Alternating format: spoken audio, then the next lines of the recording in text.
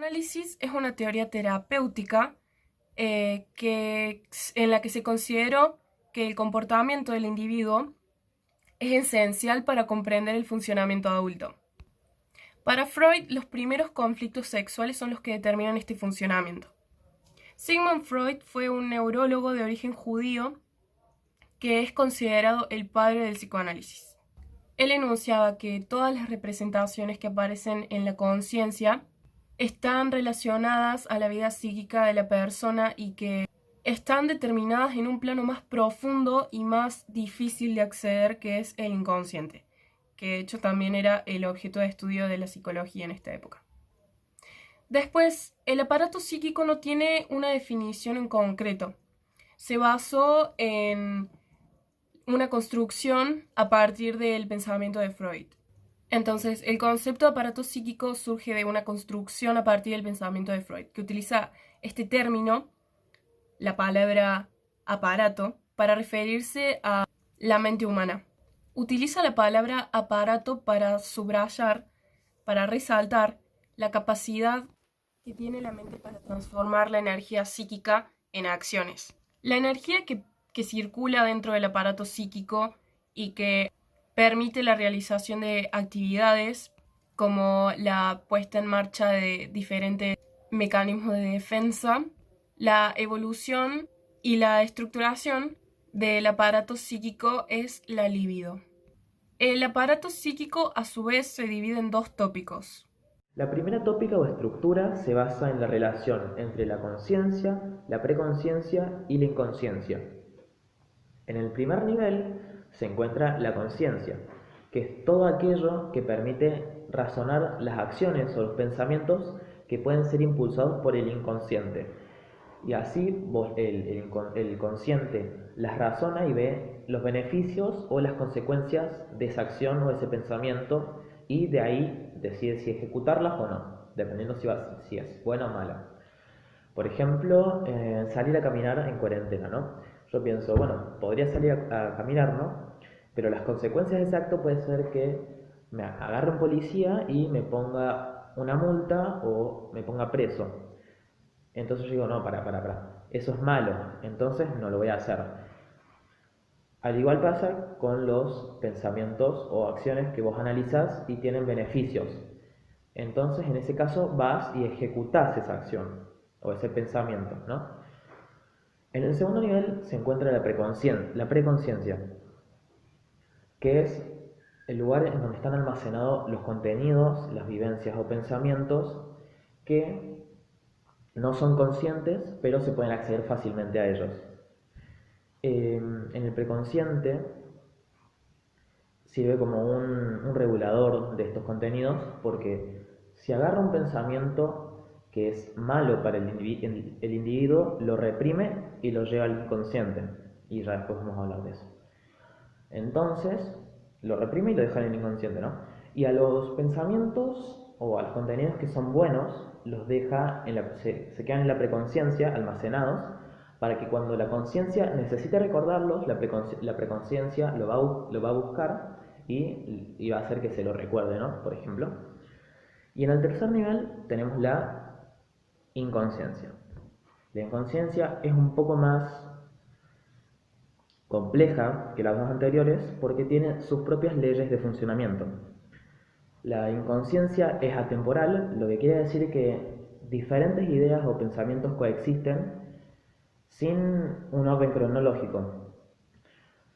Después tenemos la realidad, no, tenemos el principio del placer, que es cuando un deseo psíquico se antepone a la realidad externa, haciendo que se quiera satisfacer ya inmediatamente los deseos, ¿no? Sin prohibiciones o sin censuras. Y después tenemos que la inconsciencia es ilógica, lo que quiere decir que mezcla pensamientos e ideas aleatoriamente por la condensación, que permite que esos pensamientos, que están todos mezclados, suban al consciente, ¿no? En la inconsciencia se encuentran todos los pensamientos y contenidos que son reprimidos por el preconsciente, son como lo que hace mal al individuo, ¿no? Entonces el preconsciente agarra y los reprime. Bueno, estos pensamientos se pueden como que dividir en dos grupos. Tenemos los impulsos o deseos que, estos dos grupos se pueden manifestar a través de síntomas físicos, ¿no? En el primer grupo, como voy a explicar, tenemos los impulsos o los deseos que pueden ser manifestados, que pueden subir al inconsciente cuando, a través de chistes, sueños o síntomas neuróticos. Después tenemos los traumas o conflictos que, ya sean sexuales o no, se pueden manifestar a través de síntomas físicos. Por ejemplo, ruidos, imágenes, cosas que vengan de la realidad exterior, ¿no? Ya sea, por ejemplo, un fuego artificial, que cuando vos escuchas la explosión de un fuego artificial te haga recordar a una vivencia mala que tuviste de chico con los fuegos artificiales, ¿no? Y ese pensamiento, esa vivencia salga a flote en el consciente, perdón. La segunda tópica está compuesta por tres componentes: el ello, el yo y el superyo. El ello es este primer componente que surge desde nuestro nacimiento hasta nuestros 3 años de edad. Es el que compone principalmente nuestra personalidad a medida que se va desarrollando y es el que busca el placer. Se basa en el principio del placer y busca satisfacer necesidades o pulsiones. Una pulsión se puede definir como una energía psíquica, es un instinto o un impulso que lo que produce es una tensión corporal hacia un objeto hasta que nosotros accedemos a este. Freud nos dio distintos ejemplos de pulsiones, por ejemplo la pulsión de vida, la cual nos lleva a conservar y cuidar nuestra propia existencia, o la pulsión de muerte, la cual nos lleva a autolesionarnos psíquica o físicamente para llegar a la muerte justamente. Luego, como segundo componente, tenemos el yo. En este componente nosotros comenzamos a notar que somos un individuo diferenciado de nuestros padres, comenzamos a tener a formar una propia imagen sobre nosotros e intentar expresarla. El yo se encarga de regular el ello mediante mecanismos de defensa, por ejemplo la negación, la proyección, la represión o la regresión. Y si no hace esto, se encarga de expresar de manera correcta lo que el ello desea. Porque dentro del componente del yo nosotros comenzamos a saber qué es bueno y qué es malo moralmente. El tercer componente es el superyo. En este componente nosotros, a pesar de saber que somos un individuo, notamos que formamos parte de una comunidad, de una sociedad, y comenzamos a buscar lo que es moralmente correcto. Dentro de esto buscamos seguir la conciencia correcta, que es justamente esto de saber seguir normas y comportamientos sociales. El superyo se compone por el ideal del yo, que es el buen comportamiento, las normas y además saber diferenciar las autoridades, y la conciencia, que es la que nos indica qué es lo bueno y lo malo. Al ser seres racionales, esta nos dice qué castigo, consecuencia o beneficio vamos a tener después de realizar una acción social o moralmente correcta o no. El superyo se encarga de regular el yo. Cuando ve que el yo está regulando de manera correcta el ello, lo que hace es intentar recompensarlo de alguna manera, y cuando cree que no lo está haciendo de manera correcta, el superyo lo que hace es intentar castigar al yo. Al producirse esto, lo que sucede es que la persona tiene un sentimiento constante de culpa, lo cual puede llevar a que sea una persona con rigidez social o que sea un individuo antisocial. Evolución psicosexual.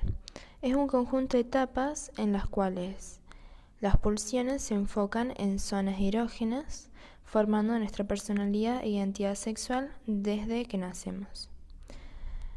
Y existen 5 etapas. La primera es la oral.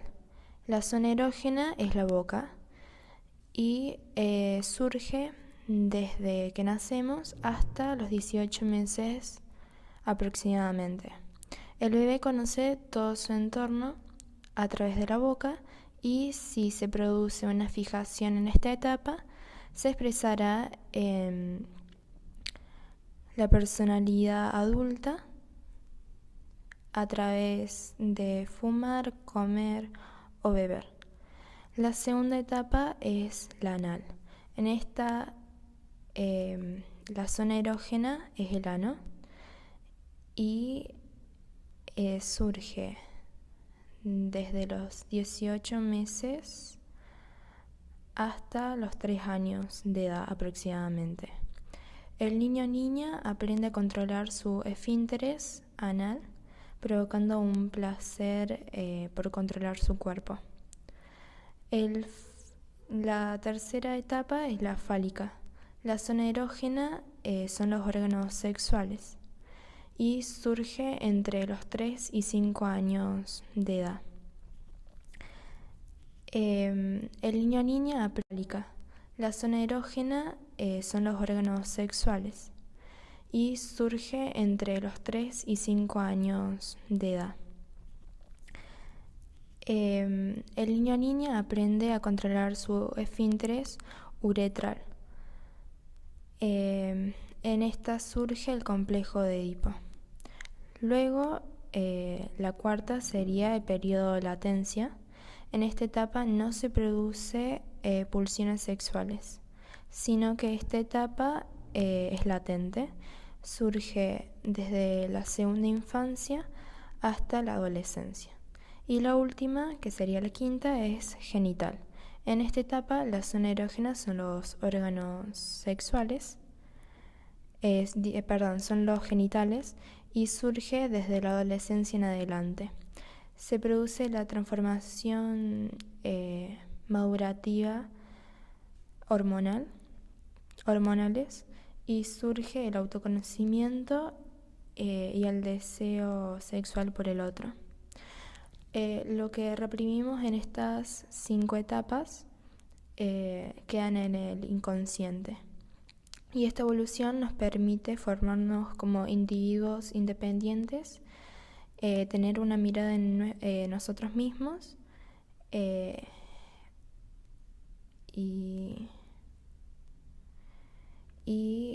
ser alguien distinto al otro.